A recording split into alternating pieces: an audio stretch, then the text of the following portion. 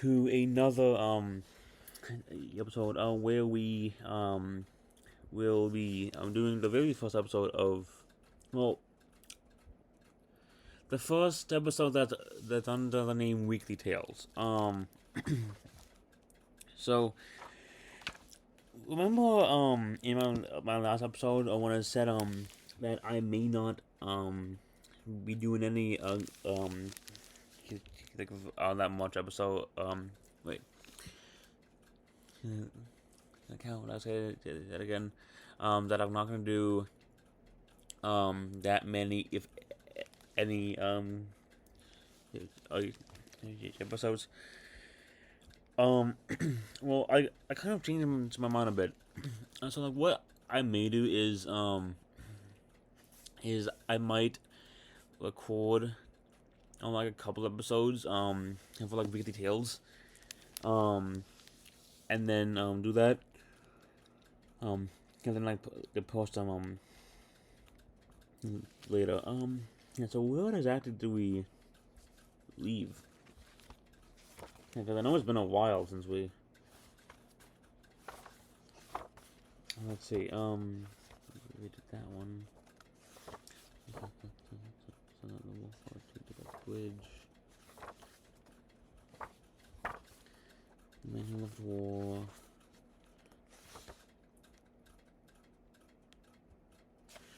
Yeah, hang on.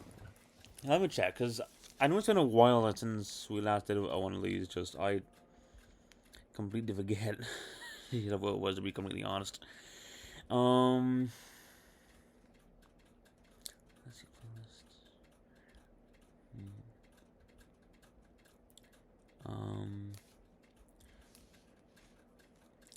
Okay, so okay, great. Okay, so we shall be now starting well, here, before I start, um I'm just gonna say, you'll notice that I did not have the Tuesday Tales episode, or things you think about, right?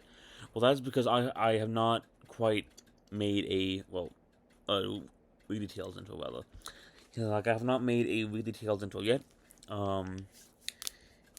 because I, one, have completely forgot, and two, I have like had a lot to do in the past few weeks when I last announced I was doing a weekly Tales instead of just details, for the exact reason I just said, because I got like way much to do. Alright, so yeah, so let's start. Cincinnatus, the farmer who saved his country. Rome grew into a great city, so great in power and pride that she aroused envy in all the towns and tribes of Italy. And her jealous enemies were everywhere. They waited for her downfall, hoping for the day when she would be humbled. No sooner had Rome signed a truce with one adversary than she was threatened by another. For more than 30 years after Coriolanus, Rome had been subjected to attacks. The Aquians were the worst of the marauders. They plundered the outlying farms, sacked the villages, and swore to topple Rome's mighty walls. Hoping to avoid another long conflict, the Romans sent messengers to the king of the Aquians, um, settling forth their grievances and suggesting an amicable settlement. Tell your complaints to the wind, he told them scornfully. As for a settlement, we will discuss that after Rome opens her gates to us, or if they are not opened, after we break them down. Stung by the insult, the Romans declared war and ordered one of their consuls, Lucius Amenotius, to lead a force against the Equians. Unfortunately, Menoetius was an inexperienced campaigner. He let himself be drawn through a narrow pass and into an ambush. Trapped surrounded by the Aquian army, he could hold off the enemy for not more than a day or two. 5 horsemen managed to slip through. They galloped back to Rome and warned the Senate of the perilous situation. In this crisis, the Senate turned to Cincinnatus, a famous old soldier who had also served as consul and was now a farmer. He was well over 60, as wise as he was old, and he took his farming seriously. He had to, was for he was anything but wealthy. Though a general, Cincinnatus was not one of those who fattened on the spoils of war. He had refused to take advantage of his position as consul to accumulate riches. For years he had devoted himself to his well-tilled fields, to the oxen who plowed them, the horses he raised for his own pleasure riding and for the cavalry, to his hunting hounds, his chickens and pigs, his cattle and corn, his olives and fig trees, and his orchards. He was walking in the fields when the messengers from Rome reached him. He waited, wondering for them. He waited, wondering for them to speak. Restlessly, they told him the bad tidings. Minotius is outnumbered 3-1. They said after they had explained the situation. Tomorrow his forces will be annihilated. They need help immediately. They pleaded. We need you. Cincinnatus did not hesitate. He took his hand from the plow. Yes. Bring me my cloak. He called to his wife, and my sword. Wiping the earth from his hands, he threw his cloak over his shoulders and fastened the sword around his waist. He left the plow where it was, the oxen still standing in the furrow. Hurrying to Rome, he called all citizens to arms and organized the Campus Martius to be... organized them. They fitted... Those fit for military service would appear at noon in the Campus Martius to be equipped for battle.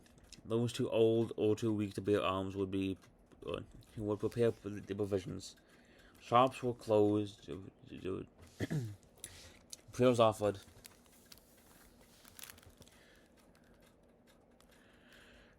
And the martial law proclaimed as hastily as the hastily assembled men and boys marched out of the city.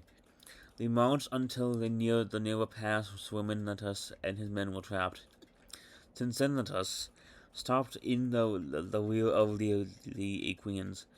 He had his men cut down bows and saplings and carrying these hidden behind the screen of leaves. They advanced stealthily.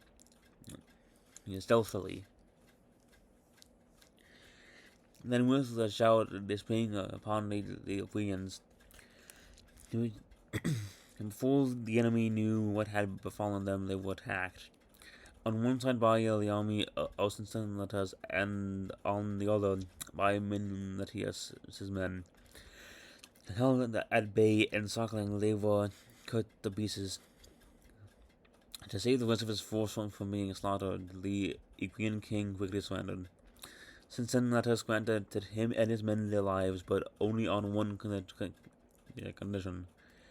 The Aquian army must pass under the yoke. 2 spears were thrust upright into the ground. A third was tied across the tops. This was the yoke, and under it, a token of submission, the disarmed Aquian army walked with bowed heads until the Roman army had drawn up in 2 long lines on either side, marked the beaten army. So great was the disgrace that it became a byword. The Latin phrase sub under Jugum Ayog became subjugate, meaning to compel subservience, to subdue or conquer. The grateful Romans wanted to give Cincinnatus great powers as well as spoils of war. He refused. All of the power I need is in the is the power of my hands upon the plow. He said, "As for spoils, we are fortunate that our troops were not themselves the spoils of the Aequians. Let us be done with greed and violence. Let us walk, not fight for what we need." Nevertheless, the people clamored for Cincinnatus to be their leader. They urged him to set aside the consuls and rule as king, or if he did not want to be king, to become the dictator.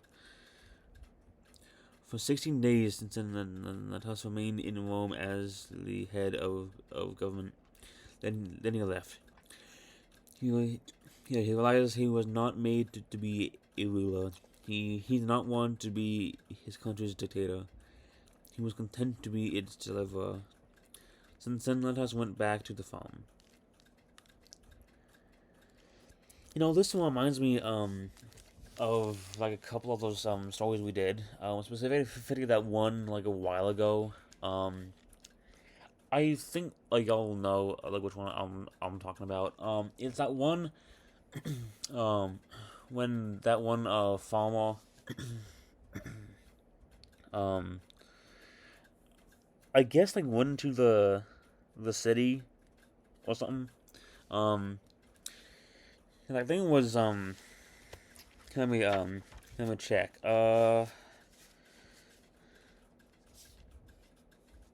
It's not here.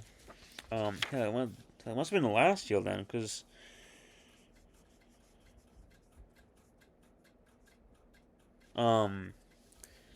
yeah, because I can't exactly find it.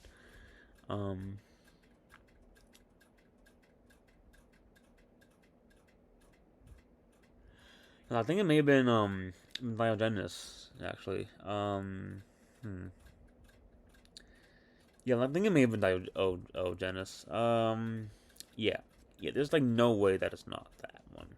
Anyway, yeah. So like what like I may do is I might call some supplemental episodes for next weekend. Um.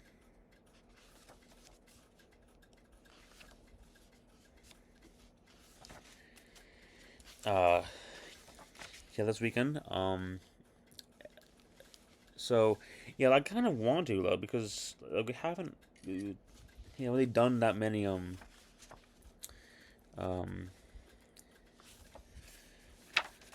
that many other weeks or stories rather the past few months. I think the last one I did was actually the last Tuesday Tales I did was back in March 19th. So yeah, like almost almost 2 months ago. Yeah, that has been a while. Look at that. Um, yeah. So we're still gonna see how how things pan out a bit. And I will see you guys in the next one. If it is either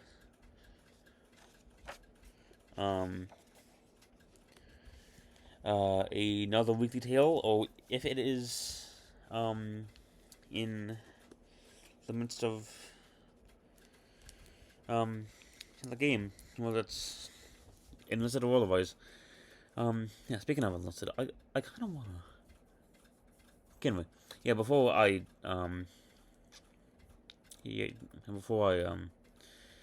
start taking forever.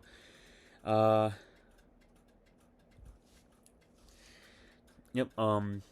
That's it for this video, and I will see you guys in the next one.